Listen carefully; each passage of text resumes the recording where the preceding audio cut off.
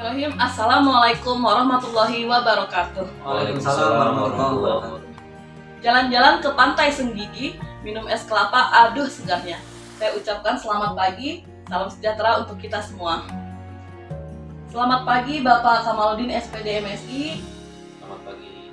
Selaku Kepala SMK Negeri 1 Setu, dan juga selamat pagi Bapak Sepiono. Selamat pagi, Bius. Selaku calon guru penggerak Angkatan 5. Juga bersama dengan saya Yustika Hardiani, calon guru penggerak Angkatan 5. Kami berdua berasal dari SMK Negeri 1 Setu. Pada kesempatan hari ini, kami akan melakukan wawancara dengan kepala sekolah kami, Bapak Kamaluddin SPD MSI, mengenai pengambilan keputusan yang berbasis nilai-nilai kebajikan. Bapak, mohon izin Bapak ya. Siap. Baik Pak. Pak, hari ini kami ingin belajar banyak nih dari pengalaman Pak Kamal.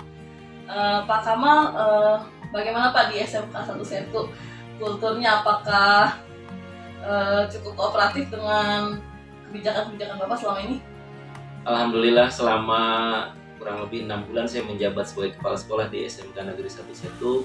Semuanya berjalan dengan kondusif, guru-gurunya sudah sesuai menjalankan aturan sesuai dengan norma dan etika yang ada di Dinas Pendidikan. Alhamdulillah Pak. Ini kami mau mulai wawancara ya Pak ya. Ya. Nah, kami akan mewawancarai Bapak seputar pengambilan keputusan Bapak sebagai pimpinan di sekolah kami ini berdasarkan nilai-nilai kebajikan. Pak, pertanyaan pertama nih dari saya.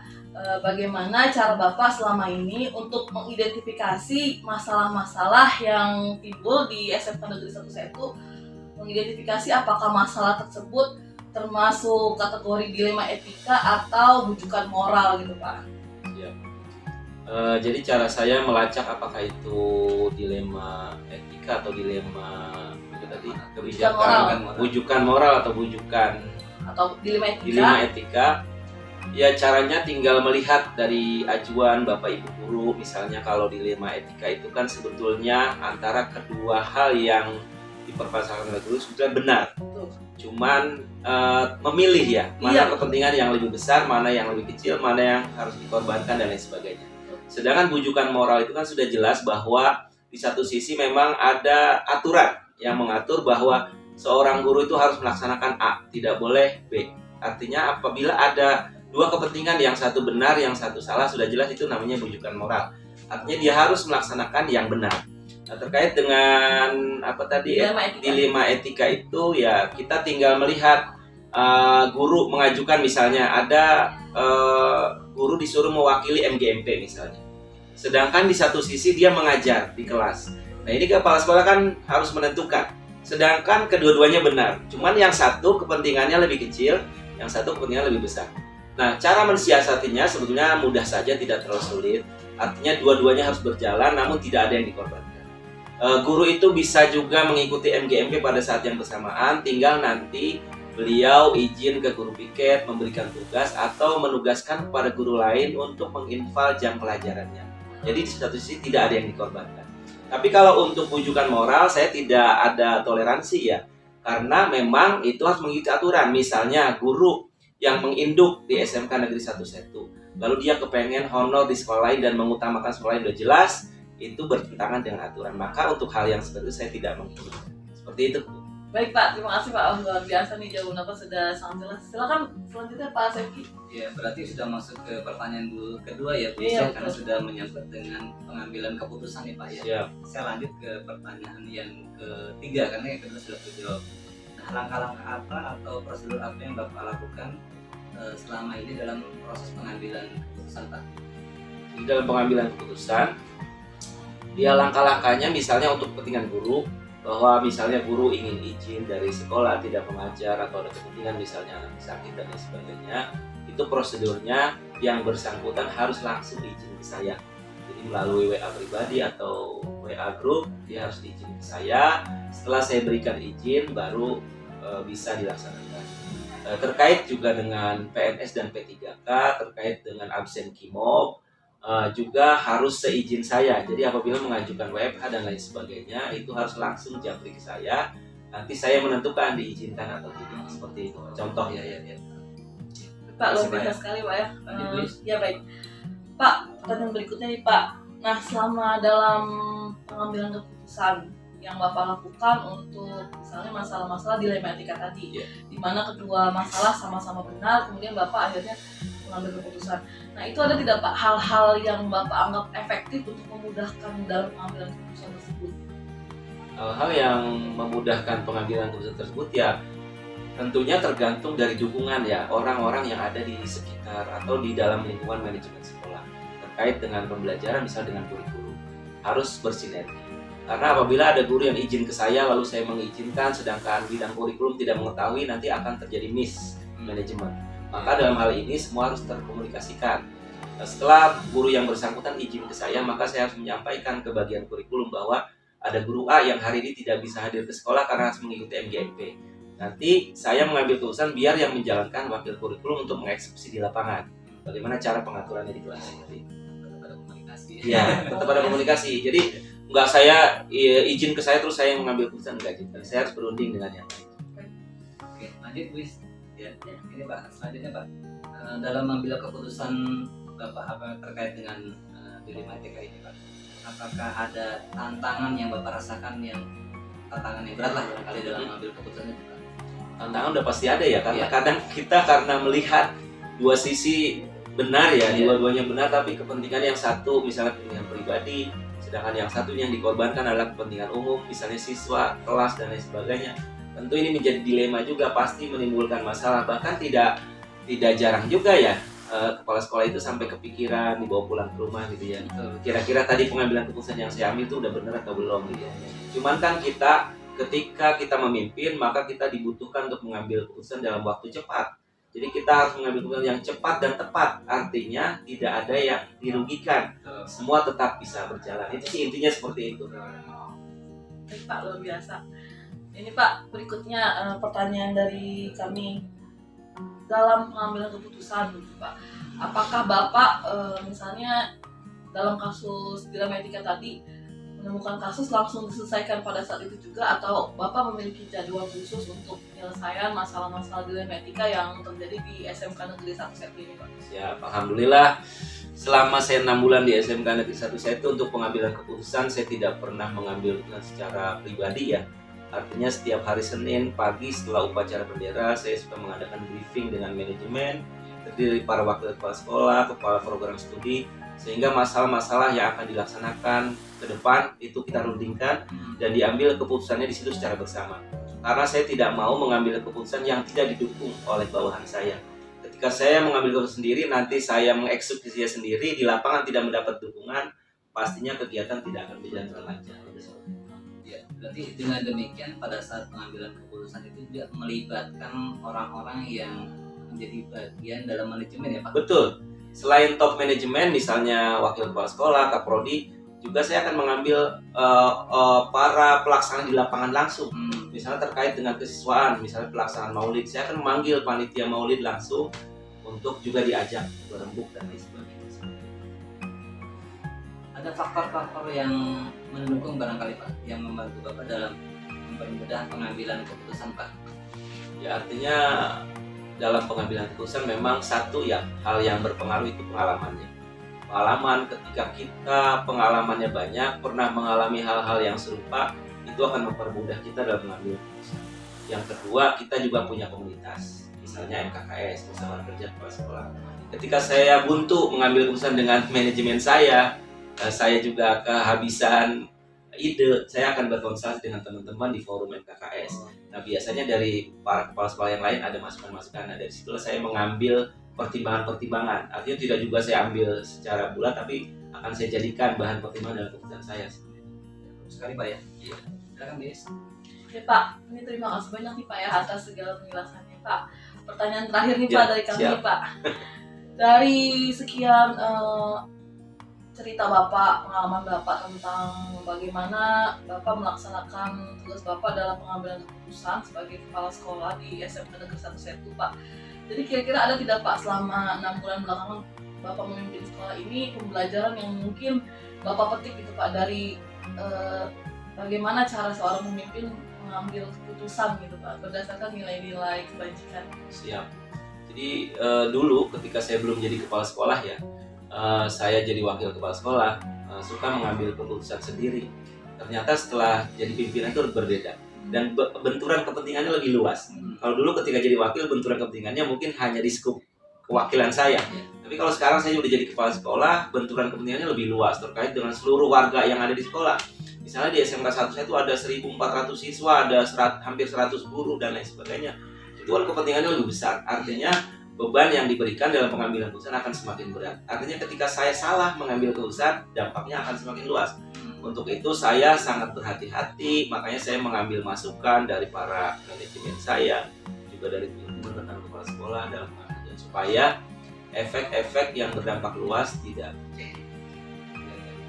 Sebelum kita tutup, barangkali Bu Yus, kita ini kan calon pemimpin masa depan, insya Allah. Barangkali ada pesan dari Bapak nih buat kami berdua nih. Ya. Silakan Pak. Pesannya, karena ini guru penggerak adalah calon pembina masa depan, calon kepala sekolah, calon pengawas, saya berharap nanti ketika Bapak Ibu jadi pimpinan, harap bertindak secara bijak ya, mengutamakan kepentingan umum, jangan mengutamakan kepentingan pribadi, dan berpikir secara luas dan panjang, jangan mengambil keputusan dengan emosi dan pandangan yang sempit. Karena kita jadi pemimpin bukan hanya dipertanggungjawabkan di dunia, tapi juga di akhirat nanti. Terima kasih banyak. Ini Pak Kamal, terima kasih banyak telah meluangkan waktu untuk sesi wawancara dengan kami, dengan saya Pak Sekiono dan Bu Yustika. Mudah-mudahan apa yang sudah kita bicarakan ini ada manfaatnya buat kami, khususnya untuk bekal kami di masa yang akan datang. Mudah-mudahan segera selesai diklatnya dan diangkat jadi. Terima kasih banyak Ya, Pak Kamal. sama-sama. Izin menutup Pak Kamal Pak Sekti. Ya. Baik, demikianlah sesi wawancara kami dengan Bapak Kepala SMKN 11, Bapak Kamaludin SPD MSI. Banyak sekali pengalaman dan pengajaran yang beliau berikan kepada kami. Semoga kelak saya, Bu Yustika dan Pak Sekiono bisa mengambil keputusan dengan mempertimbangkan nilai-nilai kebajikan seperti yang beliau contohkan. Sekian dari kami. Wassalamualaikum warahmatullahi wabarakatuh. Waalaikumsalam warahmatullahi wabarakatuh. Waalaikumsalam warahmatullahi wabarakatuh. Waalaikumsalam warahmatullahi wabarakatuh. Gimana Bu Tika kabarnya? Alhamdulillah sehat. Alhamdulillah.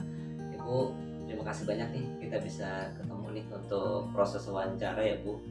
Jadi pada kesempatan ini izinkan saya mewawancarai Ibu terkait dengan kasus-kasus atau dalam kaitannya kasus-kasus ini dengan pengambilan keputusan ya Bu. Nah, kasus apa yang terkait dalam pengambilan keputusan? Jadi kasus ini terkait dengan kasus dilema etika atau kejutan moral. Barangkali disadari atau tidak, kita semua apalagi Ibu sebagai pemimpin di sekolah akan berhadapan dengan kasus-kasus seperti ini dan harus mengambil sebuah keputusan ya Bu ya. Betul ya Bu ya? Betul sekali ya. Nah, apakah Ibu pernah menghadapi kasus dilema etika atau kejutan moral selama Ibu menjadi pemimpin di sekolah Bu? Boleh diinformasikan Bu? Sebelumnya saya ucapkan terima kasih kepada Pak Eki yang telah memberikan kesempatan hari ini untuk kita bisa berdiskusi. Mudah-mudahan apa yang kita diskusikan hari ini bisa bermanfaat, khususnya untuk saya pribadi, juga mungkin bagi guru-guru ataupun pimpinan di sekolah lainnya. Kita berbagi saja, bersharing gitu ya. Tentunya akan banyak sebagai pemimpin sekolah, sebagai role model di sini akan dihadapkan dengan berbagai macam dilema etika yang mungkin atau bujukan moral ya. Gitu.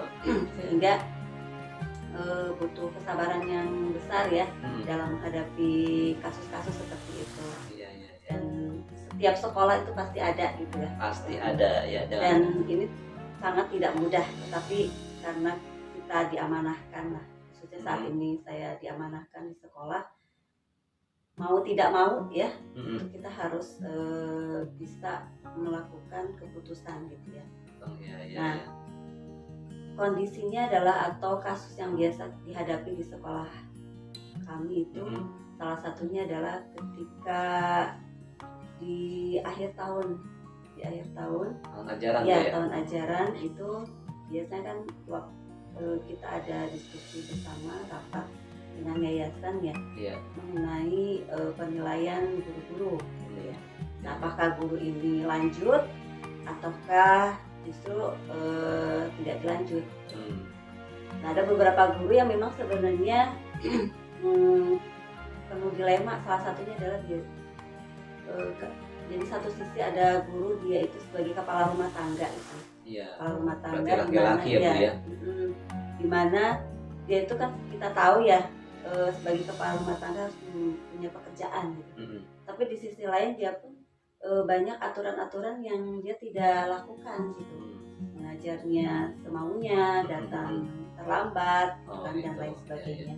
Nah, inilah dilema yang sangat besar ya menurut kami gitu, karena satu sisi dia sebagai kepala rumah tangga dia harus mencukupi kebutuhannya, tapi di sisi lain juga dia tidak bekerja secara optimal gitu. Dan kita sudah melakukan berbagai macam pendekatan, tapi selalu terulang dan terulang. Ya. Saya kira itu kasus yang mungkin juga bisa terjadi di sekolah manapun, di lembaga-lembaga manapun, karena terkait dengan masalah status dari seseorang, apakah dia itu dilanjutkan bekerja di situ atau diberhentikan ya, gitu ya, dalam bahasa kita sehari-hari di di-off-kan ataupun tidak diperpanjang kontraknya atau di PHK barangkali bahasanya di macam-macam di masyarakat ya, Bu. Oke, selanjutnya nih, Bu ya. Apakah selama Ibu melakukan pengambilan keputusan terkait dengan dilema etika dan bujukan moral ini, apakah Ibu juga mengidentifikasi terlebih dahulu, Bu? Iya, karena ini adalah langkah awal ya. Identifikasi itu adalah langkah awal kita dalam mengambil keputusan. Oh iya, betul. Jadi ketika nanti kita misalkan kan setiap ada waktu-waktu tertentu kita ada supervisi dan lain sebagainya, kemudian ada penilaian secara personal, itu baik oleh pimpinan, kemudian juga ada HRD gitu kan, dan yayasan terlibat untuk penilaian ini. Kita lihat dulu nih apa yang menyebabkan dia melakukan itu, kemudian mengapa dia pun melakukan itu, dan siapa saja yang terlibat. Kita akan lihat dari hasil supervisi ini, kemudian observasi dan penilaian diri, penilaian antar teman sejawat itu kan, itu kan sebagai data-data yang harus kita kumpulkan. Jadi kita tidak hanya sekedar apa kata orang, misalkan ada guru yang melapor misalkan dia datang terlambat terus, kenapa kok dibiarkan gitu ya. Ya tidak seperti itu, kita harus banyak data yang harus kita kumpulkan gitu. Nah, di identifikasi ini kita harus cari semua yang memang bisa mengacu kepada kasus tersebut, dan tentunya kita kan di hasil akhir nanti harus mencari solusi untuk si guru ini. Iya. Terkait juga masih dalam pengambilan keputusan dan dalam kaitannya pula kasus-kasus dilema dan bujukan moral ya, Bu ya. Apakah selama ini mengambil keputusan ini berhadapan dengan dua kepentingan besar nih, benar-benar gitu ya, atau berhadapan dengan situasi nilai-nilai kebajikan itu saling berhadapan gitu? Apakah Ibu juga menghadapi situasi seperti itu, Bu? Iya, dari kasus yang tadi contohnya ya, benar-benar itu adalah satu sisi dia sebagai guru atau kepala rumah tangga gitu ya, dan juga sebagai kepala rumah tangga gitu. Yang artinya kita punya optimis di awal bahwa guru ini bisa berubah gitu kan. Itu kan benar-benar, dan beberapa kalau ketika ada komunikasi gitu guru tersebut menjalankan sesuai dengan hasil diskusi itu. Nah, lanjut Bu, apakah Ibu menerapkan prosedur ya Bu, atau langkah-langkah sebelum Ibu melakukan suatu pengambilan keputusan gitu ya? Karena tentunya ini kan juga keputusan yang tidak mudah ya. Barangkali punya prosedur yang baku barangkali, atau SOP barangkali dalam rangka menghadapi kasus-kasus besar misal begitu, Bu. Adakah, Bu? Ada ya. Jadi pengambilan keputusan ketika kita memberhentikan seseorang itu kan dilihat dari berbagai aspek ya. Karena kita kan sudah ada SOP-nya. Iya. Dan ini bekerja sama dengan bagian HRD. Oh, Jadi HRD, kita ada ya. tim. Bagus sekali Kita di sekolah ada tidak- HRD ya. Iya. Jadi Kayak di tidak- perusahaan berarti. Nah, jadi kita tidak berdiri sendiri. Iya, iya, iya. Nah, yang memutus sebenarnya untuk keputusan nanti akhir bahwa ini tidak dilanjut, gitu, tidak dilanjut itu kan butuh proses ya, butuh proses.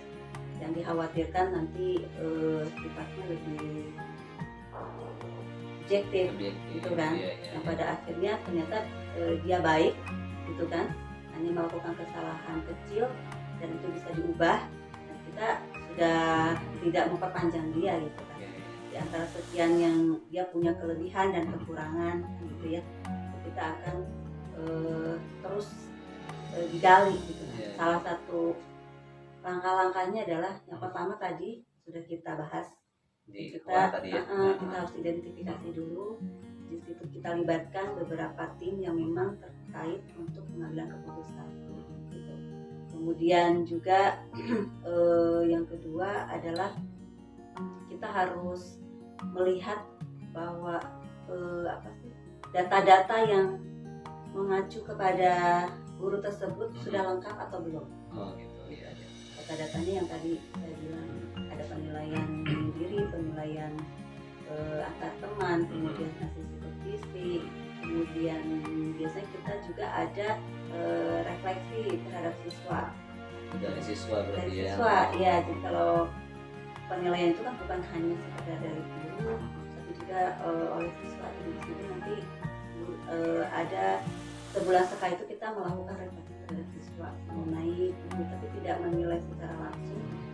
Oleh siswa itu tidak merasa bahwa mereka menilai guru-gurunya. Oh iya, seperti apa tuh? Iya. Boleh tahu? Biasanya nanti kita ada pertemuan satu level itu digabung, kemudian di situ kita akan menjelaskan tentang berbagai hal yang khususnya misalkan tentang bully dan lain sebagainya ya, bullying atau perundungan. Nah, kita selipkan tuh di situ. Jadi misalkan anak-anak di sini ada guru-guru yang luar biasa gitu kan ya. Iya. Nah, nanti anak-anak menulis tuh di situ gitu. Guru favorit kamu seperti apa gambarannya? Guru yang menurut kamu itu sebagai apa yang bisa kamu contoh itu seperti apa? Bisa di situ. Dan itu akan terlihat nanti ketika mereka, biasanya anak-anak itu akan Menuliskan nama nggak Bu? Nama guru. Nama gurunya Menulis. ditulis. oh guru tidak. Tidak. Jadi hanya sebagai panduan saja bahwa nah dari sini ada tahap selanjutnya, yaitu nanti ada kegiatan konseling bersama. Jadi ada kelompok, ada individu, dan nanti anak-anak itu kita berikan kesempatan, anak-anak jika ada masalah berkenaan dengan apapun silahkan kamu cerita. Nah nanti kita sebutkan nih siapa guru yang akan membantu mereka. Nah biasanya di sini anak-anak itu akan datang tuh. Merespon itu Ya, ya. merespon, datang, kemudian curhat lah gitu ya pada guru yang kita pilih saat itu ya. Walaupun di SD tetap ada bimbingan dan konseling Oh iya, iya. gitu ya. Nanti Bagus mereka sekali. misalkan nanti cerita, Bu ini guru ini datangnya selalu terlambat, Bu ini gitu. Iya, Nah di iya. sini kita catatkan, jadi tidak terlihat karena anak itu kalau tidak diberikan informasi Iya. itu mereka tidak akan membuka diri. Iya, iya. Nah dari catatan-catatan ini kan terlihat Iya. siapa, Pak ini gitu, gitu kan, Pak ini, nah ini berapa persen nih Pak ini disebutkan.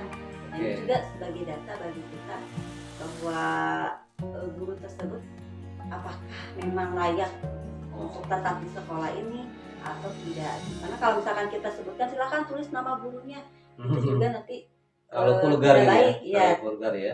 Tidak baik karena di sini kan masih SD ya, anak-anak itu kan masih subjektif, mereka memandang guru itu yang memang banyak gamesnya gitu kan. Kalau anak-anak SD ya, kalau di Iya. SMP mungkin akan lebih Iya, iya, iya. objektif. Betul. Nah biasanya kita akan memilih anak-anak yang memang dia sudah merasa kok aneh sih guru ini gitu. Iya, iya. Nah ini bagaimana membuat anak-anak itu mau bercerita. Ini pas banget dengan kayaknya Ibu, karena yang saya tahu Ibu latar belakangnya bimbingan konseling ya Bu ya. Iya. Pas banget jadi Ibu juga menerapkan dalam kepemimpinan Ibu ya. Ya, Oke Bu, Nah, apakah dalam pengambilan keputusan ini tentunya juga ada tantangan ya Bu?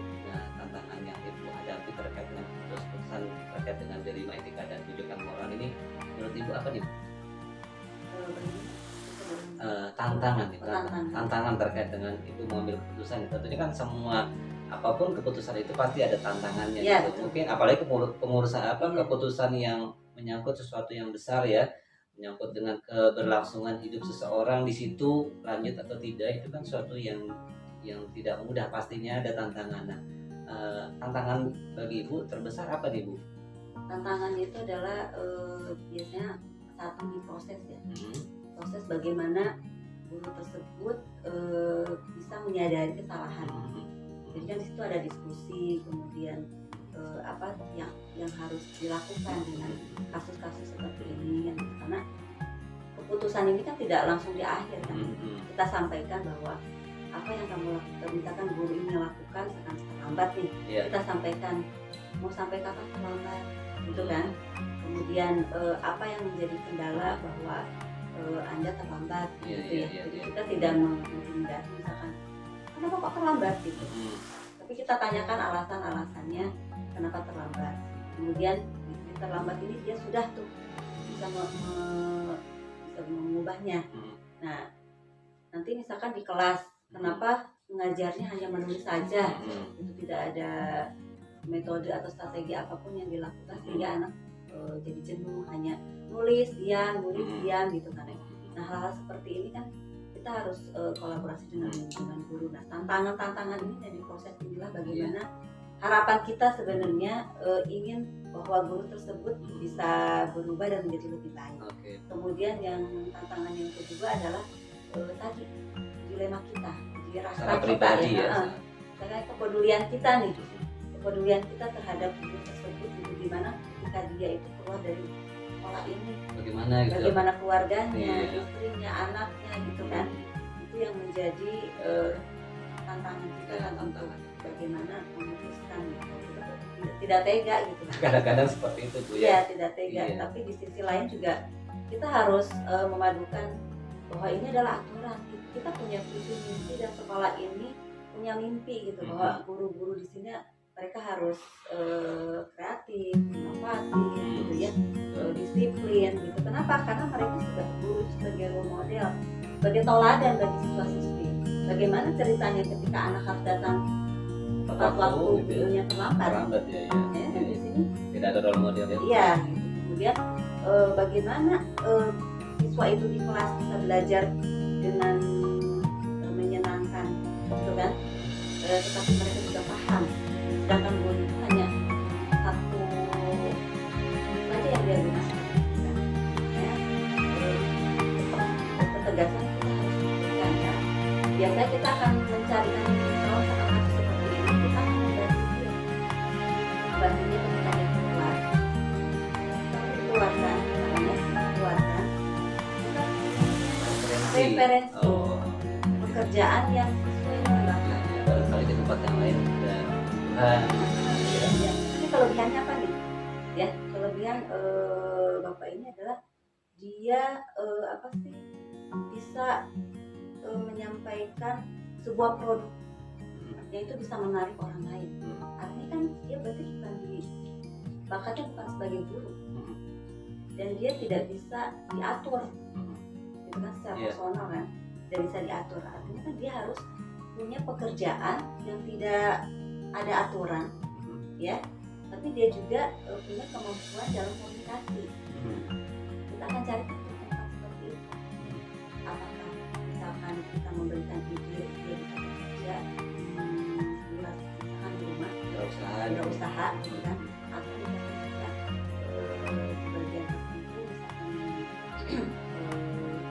sebuah perusahaan ya yang memang membutuhkan orang-orang yang komunikasi bagus dan tidak perlu datang pagi.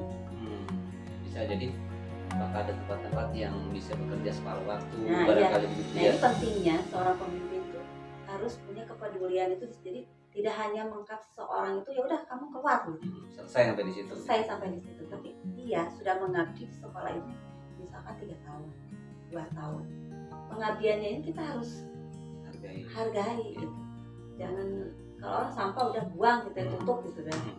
Tapi kita harus bantu dia bagaimana dia punya pekerjaan selain di sini. Karena kita kan ada perjanjian kalau tidak bisa berubah di sini, gitu kan? Anda bisa bekerja di tempat lain seperti ini. Dan kita mereferensikan Dan menawarkan menawarkan harus sesuai dia. Dan saat ini memang kita keluarkan tuh guru tersebut dan dia bekerja di suatu tempat yang sesuai dengan kebutuhannya, yaitu apa? Dia sebagai operator sekolah yang dia datang tidak pada waktu yang rutin ya, rutin gitu. Ketika jam sekian sampai jam sekian gitu enggak ya.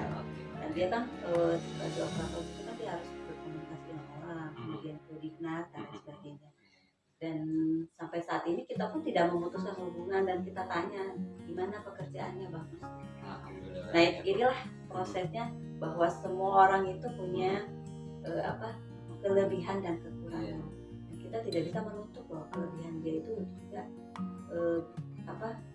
bisa memunculkan jati dirinya jadi lebih baik. Solutif sekali Bu ya. Ya. Oke Bu. Nah terkait dengan persoalan-persoalan atau kasus-kasus tadi Bu ya, apakah Ibu memiliki waktu yang ditentukan, misalnya hari Sabtu boleh jadi ya, atau hari-hari yang lain itu waktu khusus untuk menyelesaikan persoalan-persoalan seperti itu, atau Ibu secara spontanitas tidak ya pokoknya ada kasus langsung aja dilakukan pengambilan keputusan. Ibu sendiri bagaimana Bu? Tergantung dari kasusnya. Jadi kalau kasusnya itu memang harus diselesaikan pada saat itu, kita selesaikan. Gitu. Terus itu kita pun melibatkan orang-orang yang terkait. Jadi kasusnya bukan hanya keputusan itu bukan hanya dari kita sebagai pimpinan sekolah. Iya, ada pertimbangan. Iya. Karena misalkan kasusnya terkait dengan apa nih, kesiswaan, berarti kesiswaan. Kita diskusi dengan kesiswaan dengan orang yang terkait. Iya.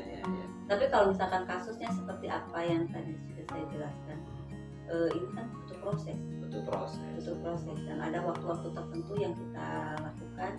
Salah satunya adalah ada rapat setiap minggu di hari Rabu juga untuk diskusi, tapi tidak secara personal. Jadi dari kasus dia itu kita bisa ambil menjadi tema di rapat tersebut. Kira-kira menurut pendapat ya teman-teman, misalkan apakah guru itu baik tidak kalau datang terlambat, misalkan masalahnya terlambat, apakah bagus tidak andaikan kita sebagai siswa guru itu hanya menulis saja setiap hari, gitu kan? Ini kita ada diskusi setiap hari Rabu. Ya, kemudian sebelum hari Rabu ini guru-guru itu diwajibkan setiap hari Jumat itu berkumpul sesama level untuk menentukan bahwa nih apa yang akan saya sampaikan ke anak-anak, mau menggunakan metode apa, mau menggunakan teknik apa buat besok minggu depan hari Jumat. Nah ada juga kumpulan untuk mata pelajaran gitu. Di situ mereka berkumpul dan kita sebagai pimpinan itu harus berkeliling karena kalau misalkan kita tidak melihat, tidak harus menunggu dari satu level ke level yang lain, tapi kita cukup berkeliling bahwa apa yang mereka lakukan itu setiap hari Jumat itu memang dilakukan. Jadi misalkan nih supervisi seperti itu ya, kita hanya ngobrol ringan, terlihat bahwa mereka sedang berdiskusi. Apa yang didiskusikan ini kita ngobrol apa nih gitu ya. Biasanya ada bisa dibantu nggak gitu ya? Ya, misalkan ada kendala atau apa gitu, biasanya satu hari itu bisa berkeliling 4 level. Itu selanjutnya nanti kita diskusi lagi, dan itu harus dilakukan terus menerus, apalagi dalam kurikulum Merdeka ini ya, kita harus banyak refleksi, umpan balik gitu. Kendala-kendalanya apa karena sebagai kurikulum baru. Kemudian ada beberapa juga guru-guru baru gitu, yang tidak bisa mereka mencerna sebuah informasi itu secara klasikal gitu. Jadi ada juga beberapa guru yang secara klasikal itu mereka bingung apa sih gitu ya, tapi kalau kita diskusi secara personal hanya berapa orang kecil gitu, itu mereka akan lebih paham. Memang harus mau capek gitu, capek, harus paham dengan bawah. biasa nih Bu ya. Luar biasa, harus capek nih. Iya, capek. Jadi pemimpin harus capek, harus peduli gitu, dan kita harus berpikir panjang. Iya, iya. Karena apa yang nanti kita akan putuskan menjadi titik akhir itu adalah harus menjadi harusnya gitu ya, mudah-mudahan Iya, iya. menjadi kebaikan secara personal, menjadi kebaikan untuk semuanya, walaupun sebenarnya pasti ada risiko Betul. gitu. Nah itu di sini harus capek, harus berani gitu mengambil risiko, karena kalau misalkan kita sudah takut, akhirnya kita tidak melakukan apa-apa. Betul sekali. Iya. Jadi takut nggak melakukan apa-apa. Emang tidak salah dia, tidak salah ngambil keputusan, tapi dia salah tidak berbuat sesuatu gitu. Iya. Sekecil apapun misalnya risiko terbesar gitu ya, Iya, iya. kita harus memutuskan itu. Kita sudah tahu risiko yang akan kita ambil dari keputusan itu, sehingga kita tahu gimana solusinya nanti ke depan. Karena ketika kita mengambil keputusan itu jangan hari ini saja makan sudah kenyang gitu ya, kita tidak memikirkan besok harus makan. Nah, jadi mengambil keputusan itu hari ini kita ngambil keputusan, risiko dari keputusan ini apa sih gitu, kita sudah ada gambarannya. Nah dengan risiko-risiko ini kita sudah tahu solusinya. Oh nanti risikonya kayak gini, ketika nanti terjadi Iya. berarti kita nih harus bersikap seperti ini, harus memutuskan seperti ini. Jadi kalau Iya. misalkan itu terjadi, kita tidak bingung lagi karena kita sudah tahu.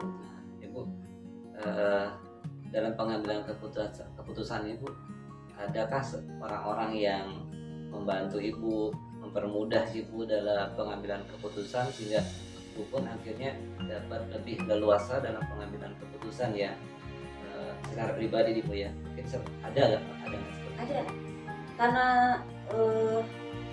mau dimanapun ya, kebetulan di sekolah kami ini punya tema khusus nih, tahun ini adalah kolaborasi. Jadi semua keputusan itu atas dasar dari kita semua. Kolaborasi ini kan nanti kita akan ada beberapa tim yang memang terlibat di sini gitu. Nah ini kita harus Tidak single factor ya Bu ya, tidak sendiri ya tidak Bu ya? boleh. Nggak boleh. Tidak boleh karena Walaupun Ibu pemimpin di sekolah tidak ya, boleh, tetap iya. melibatkan yang lain ya. Iya. Apa manfaatnya pemimpin gitu kalau tidak ada mereka Iya betul. sendirian ya. Iya. Nah di sini kita butuh teman-teman tim ini, justru sebenarnya mereka lah yang hebat gitu, bukan kita. Iya. Karena sukses bersama itu luar biasa. Luar biasa. Jadi Sukses kita jangan sendiri itu sendiri, biasa Ibu ya. ya. Oh iya saya dong yang memutuskan gitu. Nah, tidak bisa seperti itu. Jadi harus bareng-bareng, harus sama-sama, dan kita harus melibatkan tim-tim tersebut. Jadi Ya, kasusnya sesuai. Artinya jadi pemimpin itu jangan sampai juga one man show gitu ya. Iya, Sendiri aja yang muncul, seolah-olah dia yang paling bisa, paling mengerti, dan kurang memperdulikan rekan-rekan yang ada dalam lingkaran kepemimpinannya. Iya. Gitu ya. Dan ingat bahwa siapapun yang menjadi pimpinan itu kan ada batasnya, tidak seumur hidup. Iya betul sekali. Ya. Jadi ada PR, seorang pemimpin itu punya PR. PR-nya itu adalah bagaimana dia bisa mencari bakat-bakat yang bisa menggantikan kita. Oh, regenerasi ya Bu ya. Regenerasi. Luar Jadi biasa. di situ kalau misalkan pimpinannya perempuan ya kita bisa menjadi ibu mereka. Kalau pimpinan laki menjadi bapak mereka. Jadi bukan hanya sekedar memimpin saja, tapi Iya, di iya. sini juga kita ada sistem kekeluargaan ya. Yang bagaimana kita harus tahu nih, ini bakat menjadi wakil, nih bakat jadi kepala sekolah, nih bakat menjadi ini gitu. Karena nggak selamanya kita ada di posisi itu, Iya. berputar gitu kan. Roda berputar itu. Iya, bisa jadi saat ini kita diamanahkan, besok menjadi guru kayak gitu Kembali, ya. iya, iya. Nah, kita sudah punya nih apa sih, orang yang memang bisa menggantikan Iya, kita. Gitu. Dan kalau misalkan tidak seperti itu, atau pintar sendiri lah, Iya, ya. Kita sendiri ketika misalkan kita sudah tidak di sekolah itu, yang menggantikan orang lain kan kebingungan. Iya. Intinya adalah kita harus bermanfaat bagi lingkungan, bisa mempermudah Iya, lingkungan iya. kita, mempermudah orang lain. Jadi ada banyak, tidak hanya sekedar aturan-aturan, Iya, iya. tapi libatkanlah agama, libatkanlah saat ini kebetulan sekolah kita sekolah Islam yang libatkan Allah di situ. Aturan contoh-contoh Rasulullah menjadi seorang pemimpin gunakanlah di situ. Ya Bu, terima kasih nih. Nah, terakhir nih Bu ya, dari pastinya Bu banyak berhadapan dengan kasus-kasus ya, tadi sudah disampaikan salah satunya ya terkait dengan bagaimana menghadapi guru yang mau dikeluarkan tadi di awal ya Bu ya, dan yang lain-lain itu Bu. Nah, dari kasus-kasus itu Ibu mendapatkan pelajaran ya Bu ya. Nah, kira-kira apa hal yang paling Ibu tertarik mendapatkan pelajaran yang itu juga bisa bermanfaat buat diri Ibu dan juga orang lain Bu? Banyak sekali pelajaran-pelajaran yang bisa diambil dari sekian kasus ya, sekian kasus yang tadi saya bilang. Yang pertama itu adalah kita jadi lebih sabar ya, lebih sabar. Ya, kesabaran ini memang betul tidak ada seharusnya tidak ada batasnya. Apalagi sebagai seorang pemimpin, saya belajar bagaimana kita bisa menahan emosi kita, gitu, emosi kan kesel ya, ketika ada emosi kita suka kesel gitu, di situ kita harus tahan, kita harus bijaksana gitu, dan bagaimana bisa bahwa apa yang dilakukan oleh guru tersebut kan ada kesalahan secara personal juga, mungkin ada faktor-faktor kemudian di sini kita juga bisa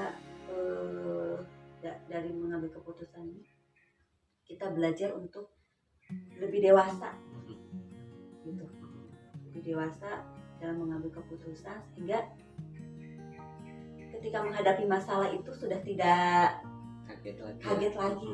Sudah tidak yang awalnya mungkin di awal tuh apa nih panik gitu kan, apa yang saya lakukan gitu, tapi seiring dengan berbagai macam masalah yang tentunya dari Allah ya, sebagai pembelajaran bagi kita untuk kita menjadi lebih baik gitu. Dan itu pun seringkali kita membahas dengan teman-teman itu, khususnya di tim manajemen. Kita belajar untuk mengintrospeksi diri kita sendiri.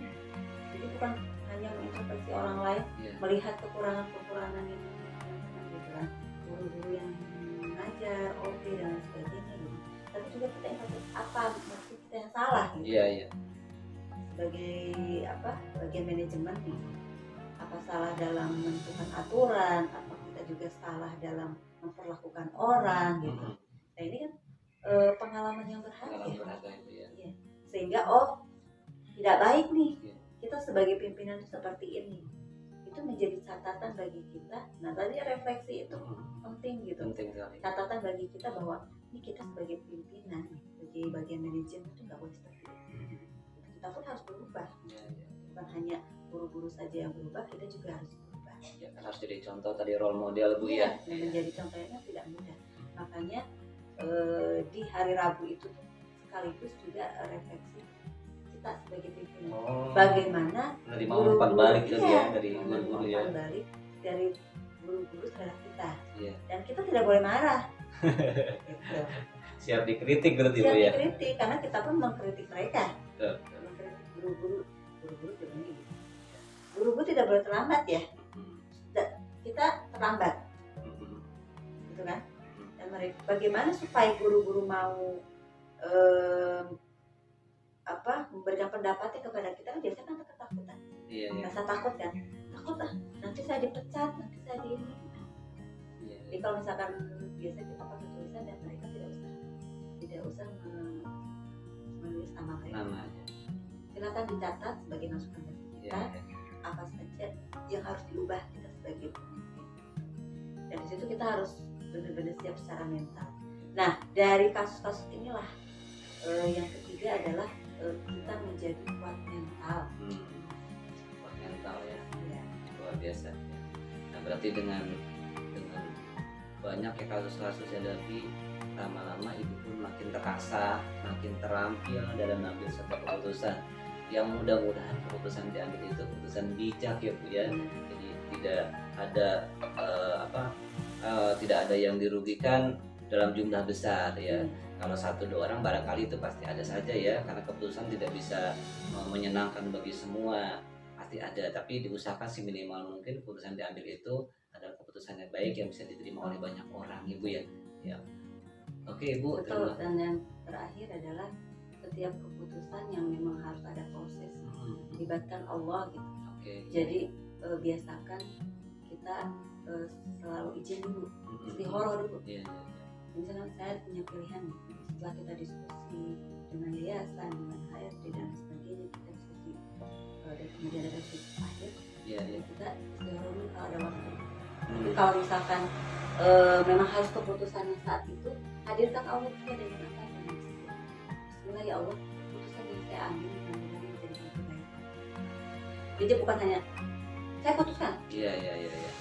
Selalu menghadirkan ya. Menghadirkan. Allah itu harus selalu dihadirkan. Mudah-mudahan keputusan diambil keputusan yang terbaik. Ya, Bu. Oke, Ibu, terima kasih banyak Ibu sudah meluangkan waktu untuk sesi wawancara ini, yang sesungguhnya sesi wawancara ini adalah salah satu tugas saya untuk mewawancarai kepala sekolah ataupun pemimpin ada di sekolah itu, untuk juga menjadi pelajaran bagi